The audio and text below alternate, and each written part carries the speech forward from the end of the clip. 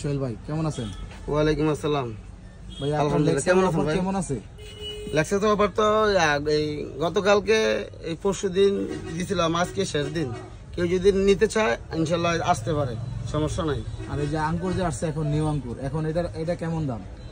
আঙ্গুর আগের তুলনায় এখন দাম একটু বেশি, 700-800 টাকা প্রতি পেটি বেশি।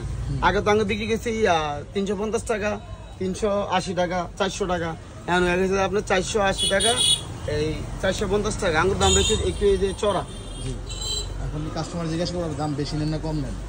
100% আপনি এই যে জিজ্ঞেস করতে পারেন। ভাই তো আলহামদুলিল্লাহ মুফতি সব মানুষ জিজ্ঞেস আপনি জিজ্ঞেস করেন, কোনো সমস্যা নাই।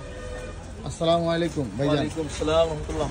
ভাইজান ওনার ভাই সোহেল ভাইয়ের কাছ থেকে যে বললেন কেমন দাম রাখি, কেমন দাম বেশি না কম? আমি তো প্রায় 4-5 বছর এদিকে বাজার করি, এই দোকান থেকে মাল নিই। আলহামদুলিল্লাহ ভালো, সবকিছু সীমিত রাখে।